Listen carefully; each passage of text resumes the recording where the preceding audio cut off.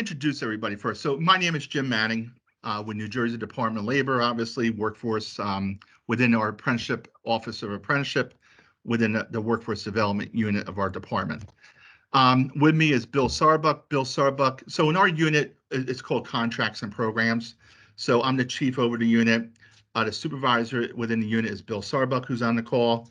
And then we have our two colleagues, Lauren Kremper DiFilippo and Tammy Novitin, who are our contract administrators.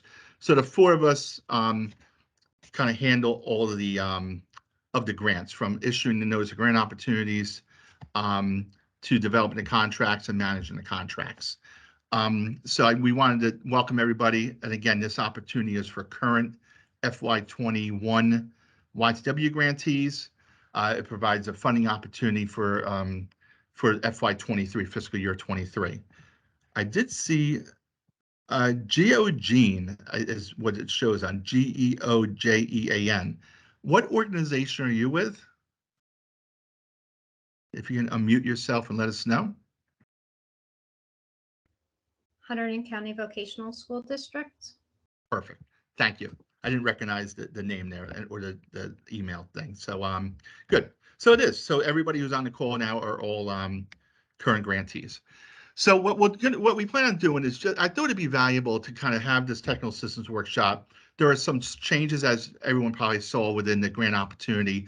We'll highlight some of the successes that we've had in the New Jersey Officer Apprenticeship. Quickly talk about that. We'll talk about the notice of grant opportunity, highlight what some of the major changes are within the NGO, talk about the funding, and then and also talk about IGX. As many of you have seen in the NGO, we're transitioning from our SAGE system to an upgraded version of SAGE, which is called IGX. So we hope it's going to be a little bit more user-friendly. Obviously, our team's here to help you in case you experience any problems with completing your application in SAGE, registering in SAGE, and also once the contracts, if you're successful, once the contracts are awarded, obviously helping you out with the activity and expenditure reports. We expect the call to probably be about an hour or so. We'll take questions at the end. We are going to record the session. So what we'll do is after the session, we'll provide you with a copy of the PowerPoint that we're going to show today, the notice of grant opportunity, which I know everybody already has, but we like to keep it together within the information. And then also we'll send you a link for the recording of the call. The only purpose of the recording is just so in case you have a colleague that maybe couldn't make the meeting today, they'll have an opportunity to view the recording or at least and also see the PowerPoint. It's not to do anything other than that. So we are going to record everything. I will ask you if you have any questions, it's best to put the questions in the chat. And what we'll do at the end of the session, we'll go through every question that's in the chat. And if for some reason someone's on a phone or can't type or whatever, we can open up for any verbal questions as well. So let me jump into it. We'll go through the PowerPoint and then we can at least have a dialogue about any questions or anything like that. So we'll go to the next slide, please, Bill. So as many of you know, in 2018, New Jersey Department of Labor created, under Governor Murphy and our commissioner, the New Jersey Officer Apprenticeship within New Jersey Department of Labor. So the Officer Apprenticeship, as many of you know, we have a number of different programs within our program area. Is the GAINS program, Growing Apprenticeship in Non-Traditional Sectors. We have the PACE program, Pre-Apprenticeship and Career Education, which is really to help train individuals pre-apprenticeship training, very similar to YTTW, but not as much as a school or out-of-school focus. We have our YTTW program.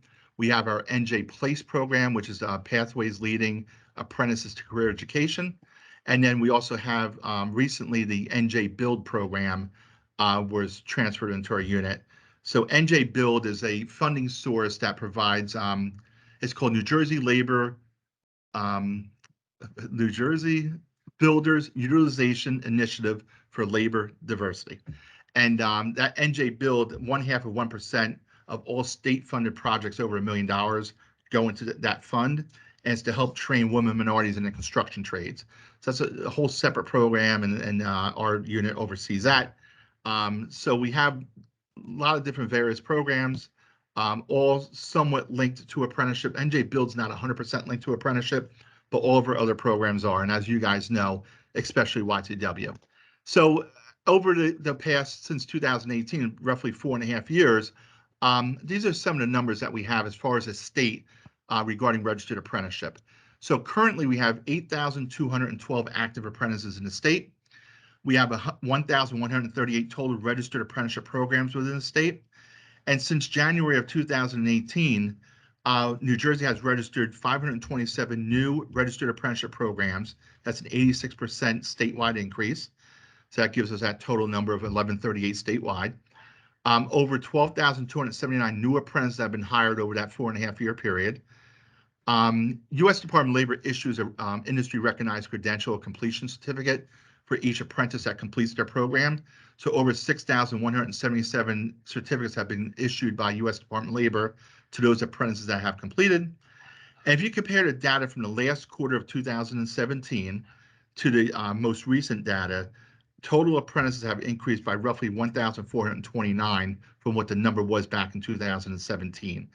So that's the highest level of apprentices since 2013. So in roughly 10 years, we really increased our number of apprentices, increased our number of registered apprenticeship programs by 6%, and overall this growth trend accounts for roughly a 21% net increase statewide in active registered apprentices. I think it's good to show that because, right, a lot of things have happened over the past 4 years. On a federal level, registered apprentices becoming more of a focus, which is good for all of us. On a state level, obviously, with Governor Murphy and our commissioner, there's been a very much focus on apprenticeship. Our unit is focused on apprenticeship, so it really helps us focus on apprenticeship and really help expand apprenticeship in the state. As we all know on this call, I'm kind of preaching to the choir right now, is that apprenticeship is valuable, right? There's a very usually starting good wage. There's progressive wage increases, and it really helps someone go from maybe a job that's not really a career, where it's just a job to go into a career where you're going to build your skills and increase your salary. So that gives us a little bit of a picture on what's going on in the state. Next slide, please. So as the YTTW grant program, again, the mission of YTTW is to recruit, screen, and facilitate effective transitions of high school juniors, seniors, and out-of-school youth, which we all know we added the out-of-school youth population to this NGO, I think about 3 or 4 years ago, and to help those youth go into high-skill, high-wage employment and labor demand occupations with long-term career potential and opportunities for occupationally relevant lifelong learning, thereby motivating youth to greater success in secondary and post-secondary education. So that's the purpose of the program. Next slide, please. So the program requirements. So, and again, most of these, I think all of this is still consistent for many years. We've had the same program requirements and the same expected outcomes. So program requirements, outreach sessions to expose students to registered apprenticeship opportunities and to recruit participants for your YTW program. Collaboration with consortium partners to develop and apply the integrated curriculum. So that's usually working with your high schools, your high school partners, to integrate your curriculum into their school year, and or maybe I know there's some grantees that do some training outside of the school hours, weekends, during the summer, but it's that collaboration with your partners to help recruit those individuals. And then there's a program structure for accepted participants. And as just a reminder, with the YTW program, grantees are expected to provide a minimum of 60 hours of occupation-specific training, a minimum of 20 hours of workforce readiness training, and a minimum of 10 hours of job shadowing experience at training centers or employer work sites. So for each participant in the YTW program, they should receive those 3 minimum requirements for training. And then as the placement outcomes, 80% of those that are accepted participants must be placed into a U.S. Department of Labor registered apprenticeship program, and remaining students should receive job placement in a related trade, what we call trade-related employment. And then, if applicable, issuance of credentials such as certifications, licenses, industry recognized credentials, college credits on the activity reports, that's reported as well to help just show the training that you provided to each of those YTW participants. Next slide, please. So in this notice of grant opportunity, a couple things. I think one of the most important things is the funding. For many years, as everyone on this call knows, that funding has been very stable and a little bit erratic too, right? One year I think we had 850,000, maybe going back 6 or 8 years ago. It's been hovering, between $1 million and $1.5 million. Last year was 1.5 million. This year we have an increase to $2 million. Pretty significant, especially with the budget and everything like that. So this year we have $2 million available for FY23. And what we were able to do also is to increase the allowable cost per head in this grant. So in FY21, the cost per head was $8,500 maximum. This year, the maximum could be $12,000 per participant. So that's a maximum. You don't need to hit that, but that is the maximum that you can do. And that's simple calculation. So for argument's sake, if you're going to accept 20 individuals to your formally accept 20 into your program, 20 individuals times 12,000 a head, the maximum grant would be 240,000. Some of the program enhancements include a stipend allowance. So with our pre-apprenticeship and career education or the PACE program, we do allow stipends to be paid to participants of the program. So we do allow for stipends to be paid to participants of the program. It's not required. It doesn't have to be done. And you would decide how that would work for your program. So, applicants can now request within their funding request to have stipends. The stipends must be based on the participants reaching program milestones. The stipend also is not a wage. It's just a payment to help cover incidental costs incurred while attending the pre-apprenticeship training program. And the payments can be paid every 2 weeks. It could be weekly or every 2 weeks and cannot exceed $250 per week. So it could be a maximum of $250. You would decide how long that stipend would be paid for. You would decide if you want to have stipends or not. That's all personal choice. But as it's mentioned, there should be milestones. And the reason why we say it should be paid every 2 weeks, again, the stipend's to help somebody attend training, right? So it's not a wage. It's really to help. So if they have costs going to and from training, lunch, whatever expenses they may have, that's the intent of offsetting those costs to go to training. They're not considered a W-2 employee if they're getting that stipend. It should be considered that's non-taxable, and it's just a payment to help offset their costs for to go into training. And then we also have the migration from SAGE to IGX. The FY23 applications and grants will be managed through IGX.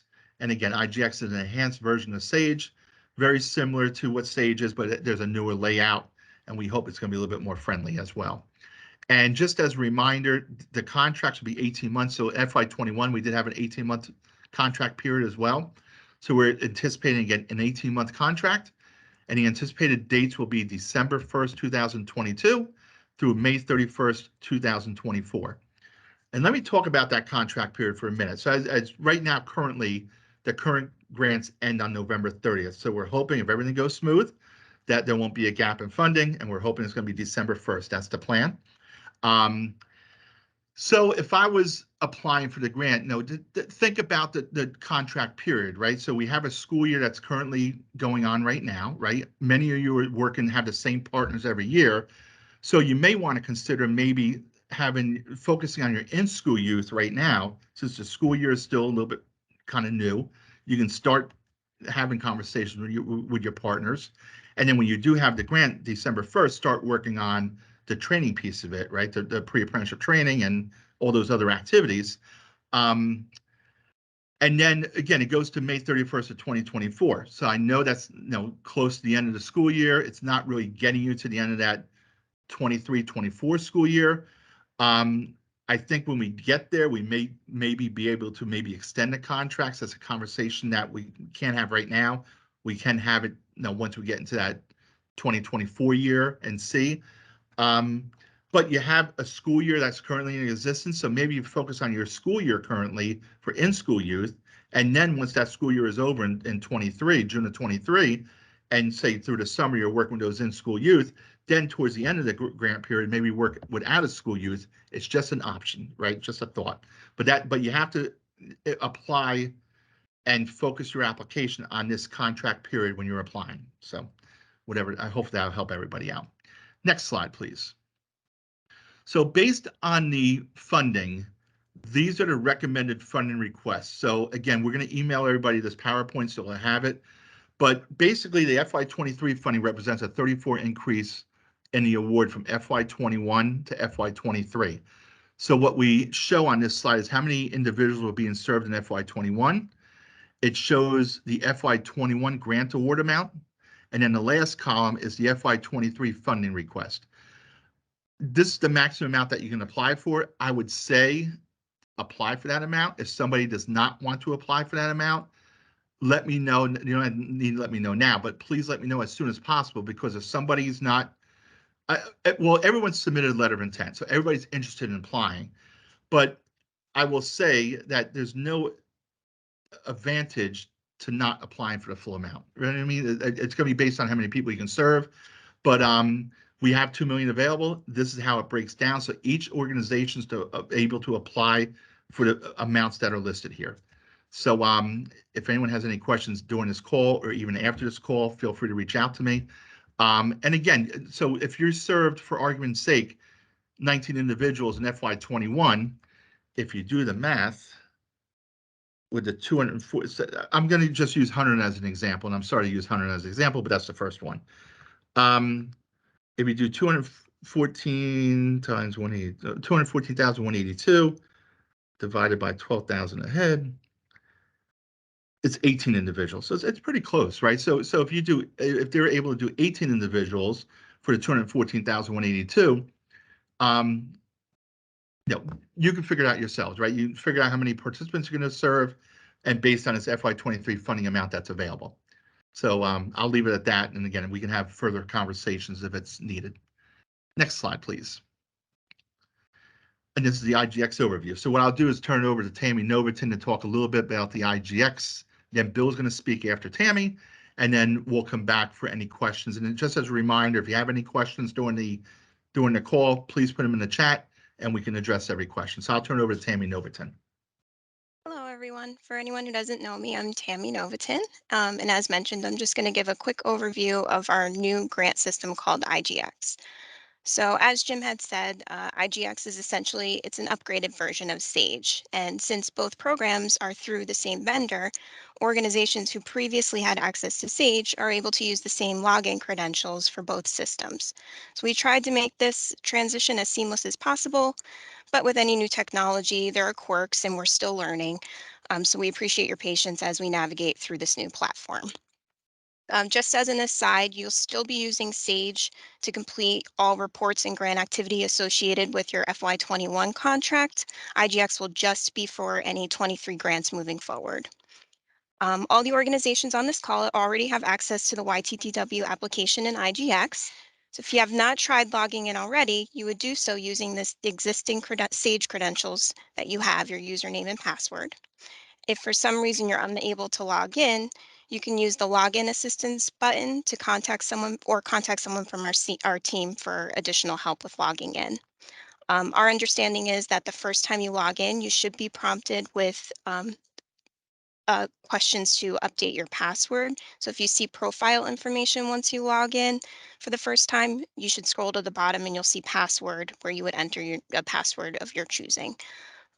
If you don't see that, that's okay. Again, this is just our understanding of how it works. We're still trying to feel out how this system is, but that is, again, our understanding of how it should work your first time logging in.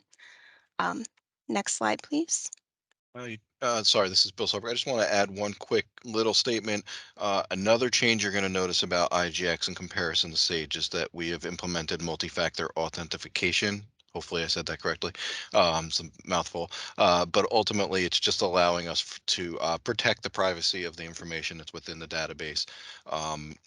Homeland Security has pushed for this for many, many years. We have gone back and forth on it, and with the implementation of the IGX system, that will be a part of it. So you'll get some messages at periods throughout the time frame that you're utilizing Sage, which will require you to enter a passcode that'll be sent to you either by email, which is in your profile, or cell phone. Possibly it could text you a message through your cell phone if you've entered a cell phone number into your profile. I do suggest that you go into your profiles when you first log in, just make sure all that information is accurate and up to date, so that if the multi-factor authentication tries to go through, it doesn't cause any issues. But if you do have an issue with it and it's not working, you can reach out to us. We could reset your password and we can update the information for you on our end. Okay, so your login homepage will have many of the same elements that you're familiar with in Sage. They'll just be formatted a little bit different. So to begin the YTTW application, you'll locate the My Opportunities section of the page. Next slide, please. And you can select the filter options to sort through the list of available opportunities, or if you already see the YTTW application listed, you would simply click the hyperlink to get started. Select next, please. Okay, then you'll be prompted with an agreement page, just like in Sage, to which you should select I agree to begin the application. Next, I'm going to hand it over to Bill Sarbuck. He's going to review the application pages and navigating through IGX. All right, so far, everything you've seen is pretty similar to Sage. There's not a whole lot different there. Um, and so for that purpose, hopefully none of that stuff was concerning or confusing in your process of starting your applications. And for those of you who haven't, hopefully this will help. But we will send you a user guide, as I believe actually has already happened for all of you, because you've all already completed your letters of intent, which is wonderful and great, because that doesn't always happen in our cases before these technical assistance workshops. So once you go in and you start that application, that process should be fairly seamless and familiar in some capacities. It will look a little bit different because they did change the coloring a little bit, try and make it a little prettier. The goal here for IGX is it's our own database. It's no longer a database that we share with other state agencies. It's only the Department of Labor that utilizes this URL. So hopefully that will speed up some of the timing issues that we've had over the years, because we're not sharing it with so many other users and so many other providers. And hopefully also it will allow for us to make changes more seamlessly when we need to update things, because we don't have to get agreeances with other state agencies in order to get those things done. But what I'm going to show you now is just some of the application pages. I'm not going to get into them page by page, but after you've selected that agree button, in order to start your application, it's going to pull up a document landing page, which is what you see here. It's kind of like what you saw in Sage, it's just a little bigger, and it has a little bit more um, space on it as compared to before. And then you'll have your application pages listed on the left now, instead of under that forms menu drop down that you used to have in Sage. The pages on the left will stay there at all times, so you can see them at any time. You can click on them at any time to move from page to page. Um, It'll have check marks next to it in order to tell you that you've completed the page, or at least entered the information that's necessary on the page. If there's a check mark on it and you need to go back and you need to update something, you can still do so. But just be aware that if there's not a check mark, or if you see an exclamation point like you see here on the consortium partners page, it means that there's something missing, and or there's something you haven't started or completed that page at this point. So as you see, the pages for the most part are the same. Now, in previous YTTW years, you entered some of this information into text boxes, like your organizational commitment capacity and your statement of need. Those things are no longer going to be entered onto separate pages and into separate dialog boxes. You'll be doing them in like a Word document and then uploading them into the required documents page, which you see here on the left. That page will be where all of the meat of your application is uploaded, and it'll be where we are able to pull up that information and data at any time. As you see, your schedules, your budget schedules are still listed here. There's a Schedule A, a Schedule B, and a Schedule C. All those will roll up into a cost summary to show you what your total budget is once you've completed each page. Those pages do look a little bit different. They should be fairly simple to navigate. The only reason they look a little bit different is in the past, you had like multiple lines for each page, where now you're going to go there and there's going to be one box that you'll fill in, and if you want to add an additional box, you're going to hit a plus sign in the corner. It'll create a separate box each time you need to add something. It cleans up the pages. It makes it a little less jumbled with information, and it also puts the information in a just a much more succinct way for us for review of each line item. um, It'll also allow for you to provide just the information on what your budget is and not have blank boxes at the bottom. You can also delete lines So if you add something and you realize, oh wait, that's wrong, that should be on Schedule C, not on Schedule B, there will be a minus sign next to the plus sign, and you can hit the minus sign and it'll delete the whole box. So those things are a little bit different about those schedules, but they are useful and helpful, and I think that you'll find them user friendly and a little more. I guess it just looks a little bit nicer. Um, but once you've completed the page, you're going to want to make sure you save the page. Once you save the page, then you can click on any of the pages that you'd like to complete next on the left hand side of your screen, and that'll move you on to the next page. Once you've completed all the pages, all the check marks are there. You've gone back and checked each of the pages to make sure that it's complete and that your information is complete. You've checked your budget to make sure your budget matches the amount of funding that you're interested in applying for, and it's not above the maximum allowable that we provided you in slide earlier. Um, you're going to want to then look into the process of submitting your application.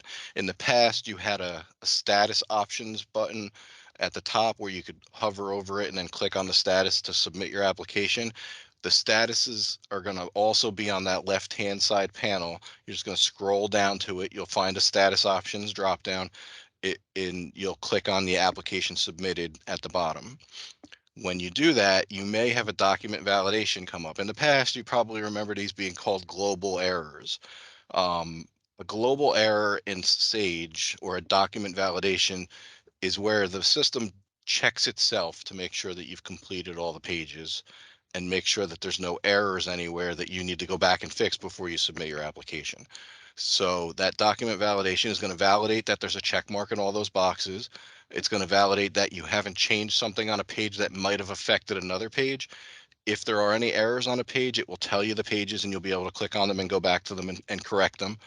Or it will make you go back to a page, review all the information, make sure it's accurate, and then resave the page just to ensure that you don't have any errors that have been caused by making changes on other pages. But the document validation would appear at this moment when you go to hit the application submitted. At that point, once you've cleared all the documents that come up under document validation, or hopefully in your case, there won't be anything that comes up, then it'll bring up this dialog box that you see here, which is basically just asking if you're sure you want to submit your application. I'm sure by that point you'll be very sure you don't want to look at any of these pages anymore and you want to submit it and be done with it. So you can either enter a note into this that'll just notify us if anything if you wanted to, or just click the OK button and that will submit your application. If for whatever reason you brought this up and you are like, oh wait, I don't want to submit my application, you can hit the cancel button. It'll bring you right back to where you were before you hit the application submitted. You can go back and edit any of your pages and then come back and hit the application submitted uh, uh, link at that point once you've completed the edits that you felt that were necessary. So some important dates that we want to make sure you're aware of that are within the NGO are November 4th at noon is the due date for your letter of intent. None of you have to think or worry about that because you're all good. And then November 10th at noon is the due date for the application. We want to stick to that date as best as possible. November 11th is a holiday. That's why we're doing it on a Thursday instead of a Friday, because I'm sure you're all used to us doing things on Fridays. But November 10th will be the due date, and we want to stick to that so that we can try and get as close as we can to that 12/1 start date, as Jim was mentioning earlier, because we still have to hold a panel, even though there's no competition, to make sure your applications are successful. That panel still has to create recommendations and it has to go through our executive review process here. Notice of awards have to be issued. There's a lot of work, obviously, on our end that has to be completed still after that November 10th period. So, November 10th at noon is the deadline. So if you haven't started your application yet, please get started on it and try and get it together and get it finished as fast as, well, maybe not as fast, but as quickly as you can. I don't want you to rush through anything, but ultimately, the sooner you get them submitted to us, the faster we can move on in our processes of getting them processed and awards made to your organizations. So these dates are very important. And our last page is just the contact information for our staffing here Director Toth. Nick Toth is our director here within the Office of Apprenticeship. James Manning, who spoke earlier, is the chief of our contracts and programs area. Dawn Lynch is the chief over our employer engagement area, and John Basik is our chief over policy and evaluation. Here's their contact information. So at this time, our presentation is done. We would like to go back and say, does anybody have any questions? I don't see anything that was entered into the chat. Bill, actually, before we go to questions, just Sure. two other things I just wanted to piggyback on that you talked about. Like Bill said, we don't have, right? It's not competitive in the spirit that's open for everybody to apply for this round of funding. It's limited to FY21, but you still have to submit a successful application. Past performance is also going to be evaluated as well. So I would just encourage you to look on page 13 and notice a grant opportunity that shows the scoring criteria that kind of outlines, because we do have a review panel that's going to score all the applications. And I was also going to say too, I would also sometimes when you've been funded for a while, you kind of think that everybody who's on the panel knows what you guys are doing, right? And that may not be true. We have diverse panels. We have people that may not even be within our unit scoring the applications. And just make sure you write your application to the notice of grant opportunity. Look at page 13 with the scoring criteria about the statement of need, the occupational area, the quality program experience, meaning, engaging your partners, who are your target populations, what is your 60 hours occupation specific training, what is your 20 hours of workforce readiness training, the organizational commitment, what's your capacity as an organization to do the grant, what's your program capacity, about serving individuals, a reasonable budget. So I would just encourage you to look at page 13, the scoring criteria, and write your application as if you're writing to somebody who knows nothing about your program. Because I think it just makes a better, high quality application, and it is still, I won't say it's competitive in the spirit that you're competing against each other. You need to have a good quality application, in addition to have quality outcomes at the end of your current grant program. Now, there's going to be that little month and a half of, like, so again, your applications are due the middle of November. Your grants aren't over till November 30th, so there's going to be that little gap of time before you submit your November report in December. So within your application, there's a section talking about past performance. I would talk about, what your performance has been for this fiscal year. I'd talk about your FY21 and your FY22 performance. And since we're still in FY22 right now, since it doesn't end until November 30th, what's your outcomes to date, which should match your most recent reports for the month of September that you just submitted, as well as what's going to be your performance at the end of your expected performance at the end of the grant year ending November 30th. So just make sure you keep that in mind as you're writing your grant. So at this point, let me open up for any questions, if anybody has any questions at all. Mr. Stern. Yes, thank you, Jim Manning. All right, Yes.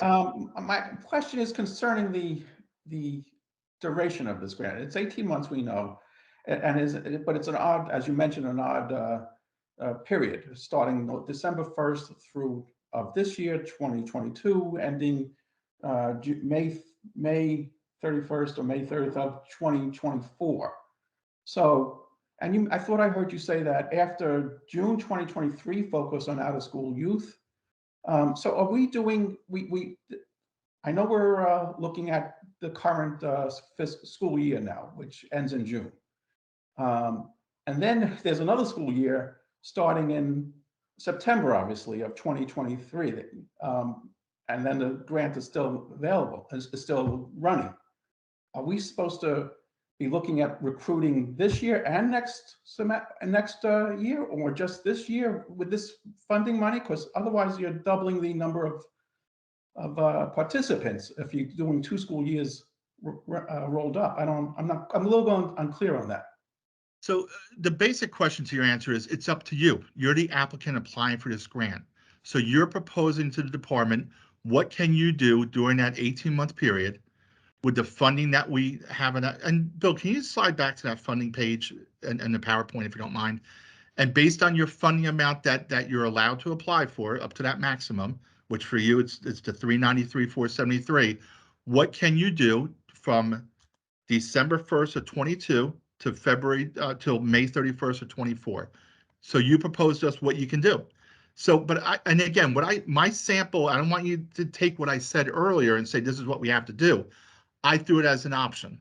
You haven't, one choice you might do is to do this in-school youth during the school year that's currently there right now, the FY 22-23 school year, and maybe focus on out-of-school youth later. You may want to focus 100% on out-of-school youth. You may want to focus on in-school youth for the 2 school years. But keep in mind, when you're doing the 23-24 school year, your grant ends May 31st. So Right, any right. activity, anything that you need to do has to be completed. Placements have to occur all before that end of that school year, that end of that contract of May 31st, 24. So you need to tell us what you can do during that period. Okay, I hope Right. that answers that. I hope so. okay. I see another hand up. I'm not sure who that is. I'm sorry. Jim, it's Greg Hancock's. Oh, Greg. Yes, sir. I already saved my narrative and statement in need. If I need to revise it, what do I do? Click on that X in the box? Yep, you'll click on the X, it'll delete what you've already uploaded, and then you can just re-upload a new document. Terrific. Yep. Thank you, Bill. No problem. Thank you, Bill. You'll notice that the system is very new to all of us. We're all still learning along with you. Some of us are a little more comfortable with it than others. But we will, if you reach out to us, we will make sure that somebody works through the issues with you at all times. I appreciate Carolyn, that. I don't want to press any buttons that I regret. The good thing is, if you did, it's just an upload. So as long as you're not deleting your saved document, you can re-upload it anytime. Great. And Carolyn, just make sure you unmute yourself, please. Okay, Yes. Yep. I can't get into the program. They have the old email address for me. I can get into as far as where you sign on, assistant or whatever your name is and your password. Then it clicks over to send something to the email, and it's got the old email, not the updated email. Okay, if you want to put your new email in the chat box right now, we'll update I it don't for know you. how do I get into chat? There should be a chat button at the top, right, where you kind of raised your hand. Should be a chat button next to it. You just open the chat and then you could type in the chat box. If not, you could just shoot an email over to us and we'll get it updated with the new email address for you. Okay. No, it won't let me go into chat. I'm sorry. What's that, Carolyn? It won't let me go into chat. If you just send us an email, that's easier. Just send an email to me. I'll send it over to Bill and Yeah, 'cause everybody. That's easy. Everything else, I get everything else with that, my regular email, but nothing comes, I don't use the old email anymore. Sure, no problem. We'll get updated for you. Just shoot off an email to me. Yeah, once we get it updated, we'll let you know, and then you should be able to get that code. And then once you get in, just go into your profile and make sure all your information is updated, because you might have old phone numbers in there. I mean, you could have been registered with YTTW, you guys started using Sage a really long time ago, so you could have been, your data could be so old at this point that your name almost can't be the same. Yeah. Also, on the reporting, I know this year that when we put for minorities or that, their Hispanics don't show up on the totals.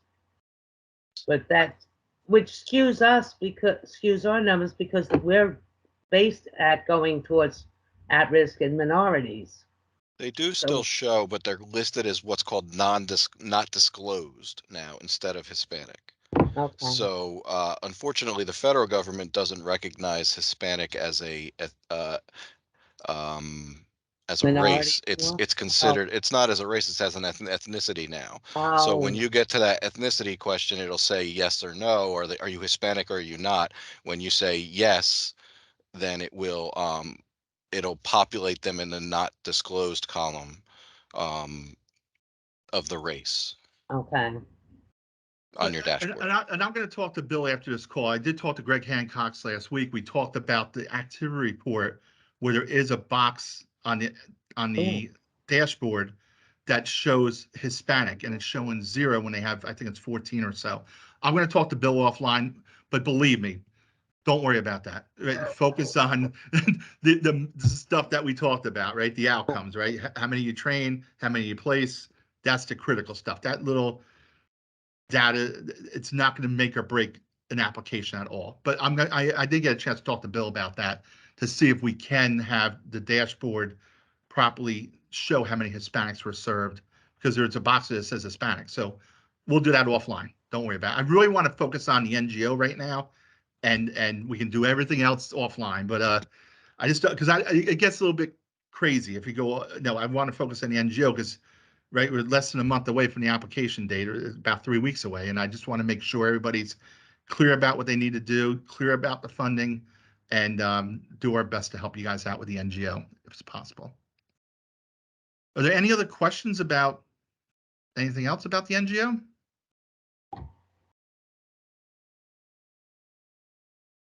Okay.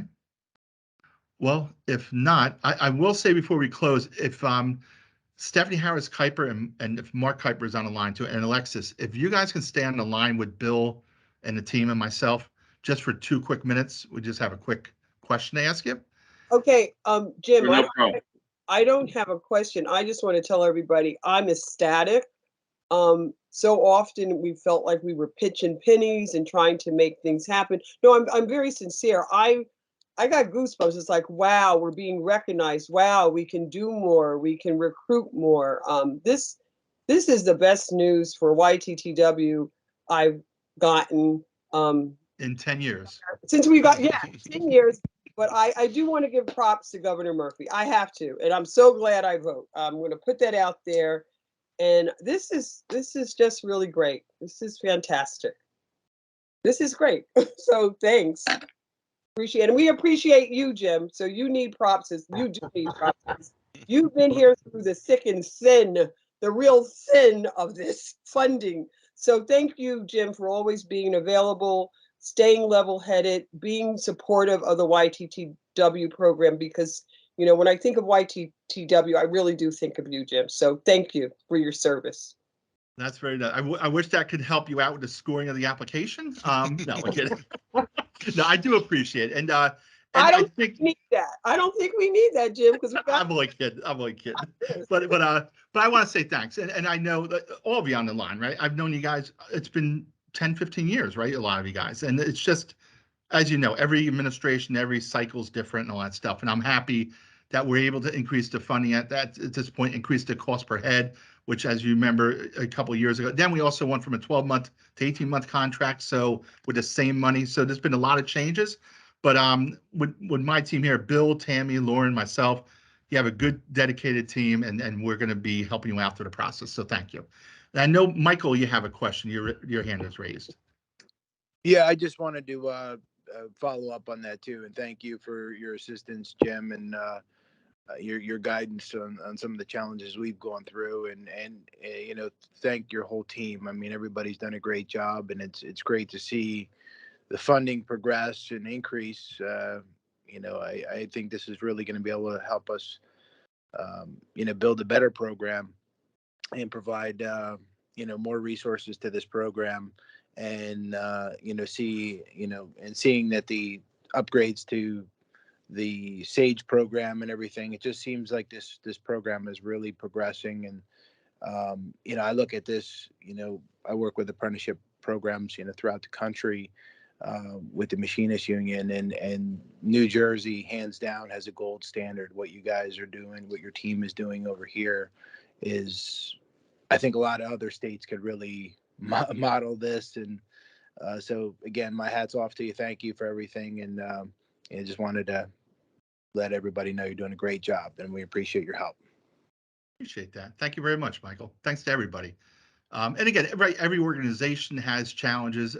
You guys know better than all of us on the line about the pandemic situation. It's just been very challenging for everybody, but there's been a lot of successful outcomes. And that's what, like Michael just said, with the increased funding, it's hopefully going to serve more individuals, and or maybe serve the same number of individuals, but even more stronger related to construction, whatever occupation specific training, and really serve the youth that we need to serve to help them get a little bit of a leg up and get a nice career, hopefully. So, but thank you, Michael, and thanks to everybody. Well, And and Jim, can I just add something? Just because I was just looking at this page while you were speaking, and it looks to me like the amounts aren't correct in the funding request column for 2023 for a couple of them. So Oh, yeah, you're we'll right. send you guys an updated amount to make sure that this is accurate for you, so that you know exactly what you're allowed to. But there's a couple of numbers that are definitely inaccurate, and then when I just added these together, it doesn't add up to $2 million. So I will double check those numbers, see exactly what's occurred here, and we'll get that updated and sent that out to you after the call. Yeah, and Shortly after the call. I'm just looking at a couple of them right now, and I know they're not right, and I don't know what happened there, but we'll get it straightened out. But we will send an email to everybody with a revised PowerPoint and clarity about what the amount is that you can fund a request. Carolyn, do you have another question? Yeah, okay. Am I on mute still? Nope, you're No, good. we can hear you. Okay. Can on that chart, the number served, if we increase, are we have to stick to that number, or can we increase the number? You can increase the number and you can even decrease the number, right? That's just how many you served in FY21. So you may want to, like I use the example with 100, and based on the numbers right here, if you do the math, 12,000 head, they can serve 18 for the 214,000, assume that's the right Oh, number. that amount doesn't change if we take in more. Like for ours, the 28 and the 309, that wouldn't. The amount, the email that we send you will confirm the dollar amount, but assuming your 309 is right, that's the maximum amount that you can apply for. Okay. And then you have to, back into it, divided by the most you'd be able to serve if you divide by 12,000 would be whatever that number is, right? So you got to do that. You have to do it on your own. Okay. How many can you really realistically serve? Do the math and figure it out with your application, Okay. I guess. So. Okay. Thank you. Okay. All right. Well, thanks everybody again for everything. Again, if you have any questions, if you run into any problems, we're here to help you out. And again, if the 1199 team can stick around, we can quickly, it's going to be 5 minutes, not even. And then if everybody else can just, go ahead, Bill. I'm sorry. It looks like it's just been a transposition of the numbers for New Jersey Building Construction Trades and for 1199J for their first amount. So instead of 219,462, it should have been 291,462. So we'll make those adjustments, but everybody else looks like you're accurate. So, but as of right now, it'll be the building construction. If you look at 1199J, it doesn't look right? Because they had. That's what I'm saying. Building and construction trades will go up to 291, and so will 1199J to 291. They have the exact same number of participants that they served in 2021, so they received the same amount in 2021 for the first, because they're on here twice. So, but yeah, once we adjust those amounts from the 219 to the 291, that should equal out to the 2 million. I'm going to double check everybody just to be sure, but just to give everybody a heads up, I believe it's only just a transposition of the numbers when they were typed into the page. Thank you, Bill, for looking at that. Thank you. Okay. Well, thank you again, everybody. And again, 1199J, if you can stick around for a quick minute, and everybody else, if you can exit, we appreciate your time. And thank you again for everybody. Take care. Thank you. Okay, thank you.